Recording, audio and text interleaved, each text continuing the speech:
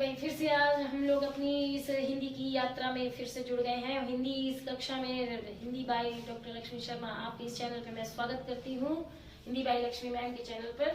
ठीक है, सभी लोग फटाफट इस चैनल को सब्सक्राइब कर लीजिएगा और जितने भी प्रश्न और जितने भी चीजें तथ्य आपको बताए जा रहे हैं उसके कमेंट्स के जरिए मुझे जरूर बताइएगा, एक लाइक जरूर दीजिएगा। ठीक है, चीजों को अब करते हैं थोड़ा बहुत। आज हम लोग एक बहुत ही एक ऐसा कॉन्सेप्ट पढ़ेंगे जिसे शायद हम लोग अक्सर बहुत छोटा समझते हैं, लेकिन इसकी उपयोगिता क्या है, चीजें क्या है, वो मैं आपको बताती हूँ। उपसर्ग आपने अक्सर सुना होगा और एक लाइन में इसको लोग पढ़ा देते हैं। जो शब्दों के आगे लगते हैं उनको उपसर्ग कहते हैं और हिंदी में इतने उपसर्ग है, संस्कृत में इतने उपसर्ग है। तो एक मैं आपको बात बताती हूँ कि उपसर्ग की दुनिया बहुत बड़ी है, उसको हम कितना छोटा समझते हैं आप यूँ समझिएगा। जैसे देखिए, उपसर्ग की जरूरत कब पड़ती है, तो उपसर्ग की जरूरत सबसे पहले हमें शब्दों के रूप परिवर्तन, तो यानी उपसर्ग की आवश्यकता क्यों है ये हमको पता होना चाहिए। ठीक है, तो उपसर्ग के कार्य ही आप समझ सकते हैं कि ये उपसर्ग की आवश्यकता क्यों, उपसर्ग की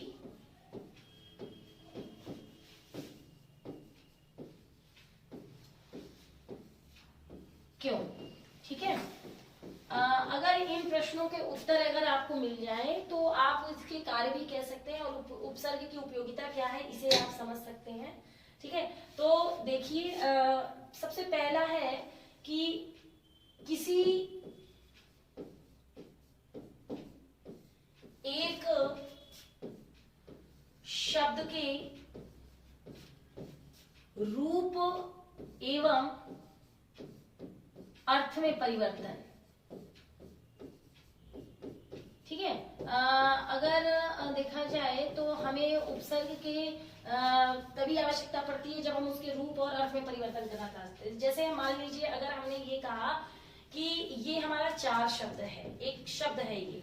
ठीक है, अब इस शब्द में हम उपसर्ग के जरिए इसके अर्थ में भी परिवर्तन कर सकते हैं। जैसे हमने अगर प्र लगाया और उसके साथ चार जोड़ दिया तो बन जाएगा प्रचार, अगर वी लगाया उसके साथ तो इसी चार को जोड़ दिया तो विचार, और इसी के साथ अगर आ जोड़ दिया तो फिर बन जाएगा आचार। ठीक है, तो ये कुल मिला के आप देख रहे हैं कि एक शब्द की प्रक्रिया में अगर रूप और अर्थ में परिवर्तन करना हो तब भी हमें उपसर्ग की आवश्यकता पड़ती है। दूसरा, विलोम शब्दों का निर्माण, विलोम शब्दों का निर्माण। ठीक है, विलोम शब्दों का निर्माण। ठीक है, यानी अगर बहुत सारे ऐसे हमारे शब्द हैं जिनके विलोम नहीं होते हैं, यदि उन विलोम शब्दों का हमें निर्माण करना हो, जिनको आप विपरार्थक कहते हैं, तो आप कैसे बताते हैं कि वो उसका विलोम है। तो जैसे मान लीजिए हम लोग कई बार देखते हैं निर्यात। ठीक है, अब इसमें अगर हमें इसका विलोम बनाना है तो आयात लिखेंगे। इसी तरह से अगर हम कहते हैं जैसे बोलते हैं गमन, तो आगमन।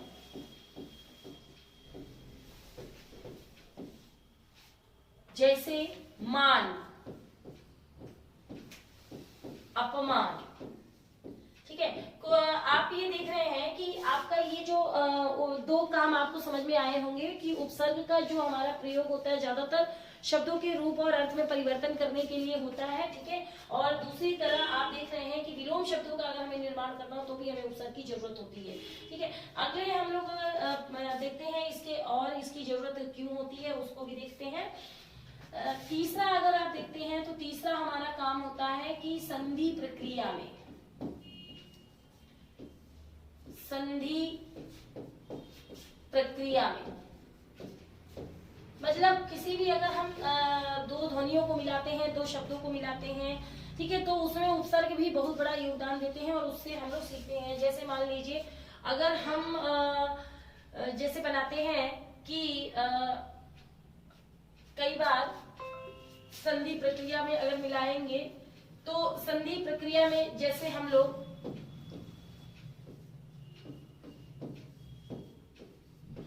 वी प्लस उ, व्यू, ठीक है। इसी तरह से अगर और भी देखा जाए तो परि प्लस आवरण, पर्यावरण, ठीक है। तो आप देख रहे हैं कि तीन आपको उपसर्ग की हमें आवश्यकता क्यों है। एक तो पहली बात है कि अगर हम किसी शब्द के रूप और अर्थ में परिवर्तन लाना चाहते हैं तो हमें उपसर्ग की जरूरत पड़ती है। विलोम शब्दों का निर्माण करना हो तो हमें उपसर्ग की जरूरत बिल्कुल पड़ती है। और यदि हम संधि प्रक्रिया अगर करते हैं तो भी हमें उपसर्गों की जरूरत होती है, ठीक है। अब आते हैं हमारा एक चौथा काम भी है जिसको हम लोग बहुत अच्छे से समझ सकते हैं, समास प्रक्रिया में, ठीक है। समास प्रक्रिया में, अच्छा ये समास प्रक्रिया का मतलब क्या होता है, ये समास जब मैं आपको बताऊंगी तो उसमें खुद में एक आपने पढ़ा होगा अव्ययी भाव समास, कई बच्चों ने पढ़ा होगा, वो पूरी तरह से उपसर्गों पर आधारित है, ठीक है। उपसर्ग अव्यय पर आधारित है। तो जैसे अगर हम लोग कहते हैं कई बार हम लोग कहते हैं आजन्म, ठीक है, बहुत से जिसका अर्थ होता है जन्म तक, ठीक है। उसके बाद जैसे मान लीजिए नापसंद,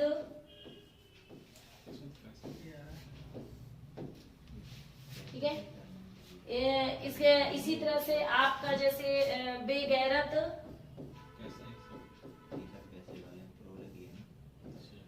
ठीक है।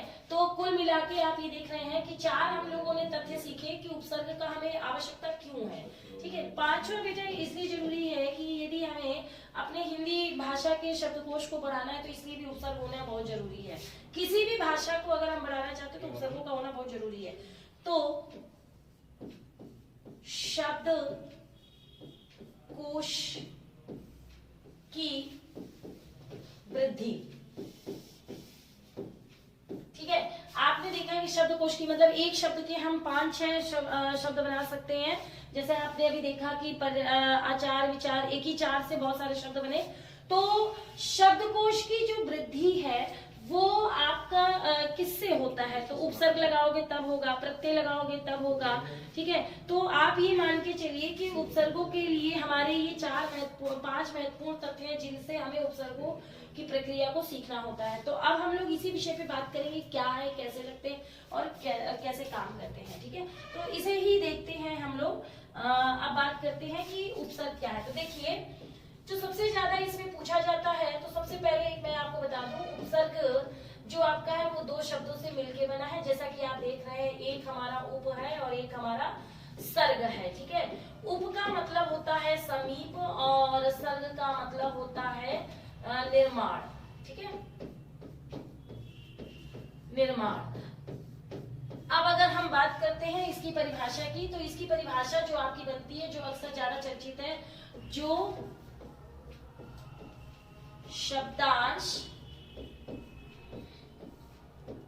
अच्छा आप एक चीज और जान सकते हैं, उपसर्ग की 2 विशेषताएं भी होती हैं, ठीक है। वो होती है, एक विशेषता होती है, एक तो ये हमारे क्या होते हैं, शब्दांश होते हैं। दूसरे ये हमारे लिए अविकारी होते हैं। अविकारी का मतलब ये लिंग वचन पे बदलते नहीं है, यानी कभी भी इनमें कोई परिवर्तन नहीं होता है। जैसे हमारी आत्मा में कोई परिवर्तन नहीं होता है, उसी तरह से हमारे उपसर्गों के रूप में भी कभी कोई परिवर्तन नहीं होता है, अर्थ में भी नहीं होता है। तो फिलहाल ये जिसके साथ लगते हैं उसको बदल देते हैं। तो जो शब्दांश शब्द के आगे अथ आदि प्रारंभ में लगते हैं, प्रारंभ में लगते हैं,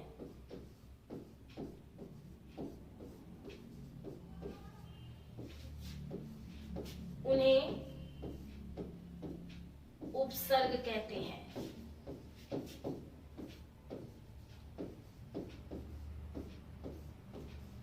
ठीक है। ये आपको बात समझ में आई होगी। तो ये प्रक्रिया आपको कुछ चीजें समझ में आई होंगी कि उपसर्ग क्या है। सबसे पहले तो समझ लीजिए कि इसका ये विच्छेद भी कई बार पूछा है, ठीक है। वो जो मैंने आपको बताया, दो चीज आप जान लीजिए कि उपसर्ग जो है वो अधिकतर हमारे कहाँ कहाँ प्रयोग वो क्या होते हैं, तो वो शब्द नहीं होते, शब्दांश होते हैं, और वो लिंग वचन पे कभी बदल नहीं सकते, यानी वो अपने रूप और अर्थ को कभी नहीं बदलते, लेकिन जिसके साथ लगते हैं वो उसके अर्थ और रूप को बदल देते हैं, ये आपको याद रखना है। अच्छा, दूसरी चीज है कि उपसर्ग जो है वो किनके साथ नहीं लगते हैं, ये भी एक प्रश्न है। मतलब कोई ना कोई एक ऐसा होगा जिसके साथ उपसर्ग कभी नहीं लगते। तो मैं आपको बताना चाहूंगी, सर्वनाम शब्दों के साथ उपसर्ग नहीं लगते। सर्वनाम शब्दों के साथ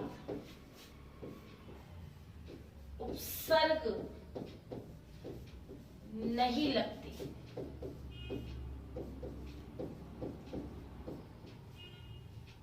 ठीक है, तो आप किसी भी सर्वनाम शब्द के साथ यदि चाहिए तो आप लगा के देख सकते हैं। सर्वनाम शब्दों के साथ आप किसी भी उपसर्ग को नहीं लगा सकते हैं। लेकिन अगर आप इसके आगे अगर हम प्रश्नों की बात करें तो किसके साथ लगते हैं, तो देखिए इसके लिए जरूरी है कि हमको पता होना चाहिए उपसर्गों का जो प्रयोग होता है अधिकतर ज्यादातर संज्ञा, विशेषण या संज्ञा और क्रिया के साथ होता है।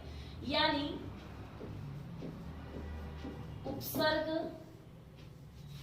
का अधिक प्रयोग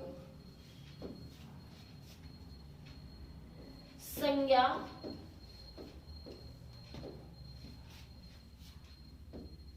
क्रिया और विशेषण शब्दों के साथ होता है।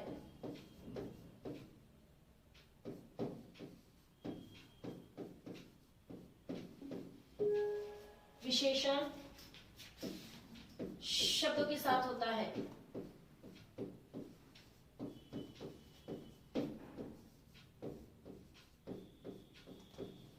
ठीक है, इसे आप यूं समझ सकते हैं जैसे हम लोग कहते हैं ज्ञान, अगर ज्ञान को हमको अगर उसमें लगाना है कोई उपसर्ग तो ये हमारा बन जाएगा अज्ञान। ठीक है, जैसे मान लीजिए हमने कोई विशेषण शब्द लिया सुंदर, तो अगर वो हमारा इसमें हम लगाना चाहें तो असुंदर। ठीक है, ठीक है, इसी तरह से अगर जैसे कहते हैं कि गद्यम है, क्रिया शब्द का है, तो हम लगा सकते हैं निर्गत।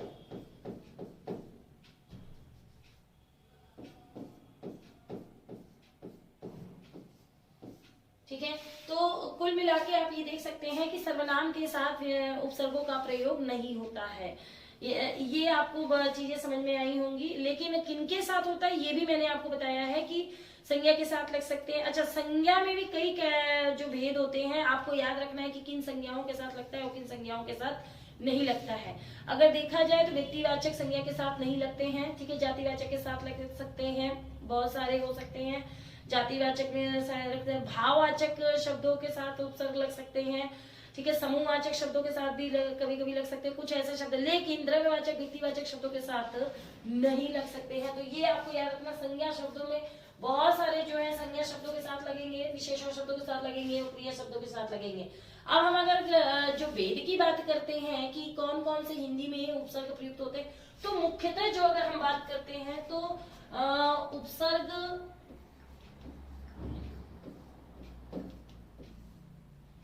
जो होते हैं, उपसर्गों की संख्या, उपसर्गों की संख्या। अब जैसे अगर सबसे पहले बात करेंगे तो संस्कृत के उपसर्गों की जो संख्या है वो आपके संस्कृत में 22 उपसर्ग हैं। ठीक है, अगर हम बात करते हैं हिंदी की तो इसमें 13 उपसर्ग हैं। और अगर इसकी बात करते हैं उर्दू की तो इसमें 19 उपसर्ग हैं। ठीक है, तो आपको ये याद रखना है अच्छी तरह से कि हमारे जो बहुत सारे प्रश्न है इससे बहुत सारे बन सकते हैं। सबसे पहले उपसर्ग कहाँ लगते हैं, ये एक प्रश्न बहुत ही सिंपल सा प्रश्न है। उसके बाद उपसर्ग के जो क्यों प्रयोग होते हैं और क्या क्या काम करते हैं, तो मैंने पहले ही आपको बता दिया कि अगर हमको एक शब्द के रूप में और अर्थ में परिवर्तन करना है तो उससे के लिए हमको उपसर्ग की आवश्यकता होती है। यदि हमें विलोम शब्दों का निर्माण करना है तो हमको उपसर्गों की आवश्यकता होती है। संधि और समास में अगर करना हो तो उपसर्गों की आवश्यकता होती है। उपसर्ग हमारे अविकारी होते हैं, ठीक है। बहुत सारी चीजें मैंने आपको बताई जिसे आपको याद रखना है। कुछ इसकी ऐसे प्रश्नावली है जो मैं आपके लिए सामने लेकर आऊंगी, जिसे आपको सीखना है, तो इस पर चर्चा करेंगे। लेकिन इसके लिए हमें कल तक का विराम चाहिए और आज आप उपसर्ग की इस तथ्य को सीखिए और इसके बहुत सारे उपसर्गों को कल मैं आपको प्रश्नों के माध्यम से कराऊंगी जिसमें आपको सीखना है। तो आज के लिए अपने मैम को विराम दीजिए। आप अपने इस चैनल को जरूर सब्सक्राइब कीजिए, हिंदी बाय लक्ष्मी मैम, और अपने विचारों को अपने कमेंट्स के जरिए जरूर बताइएगा, ठीक है।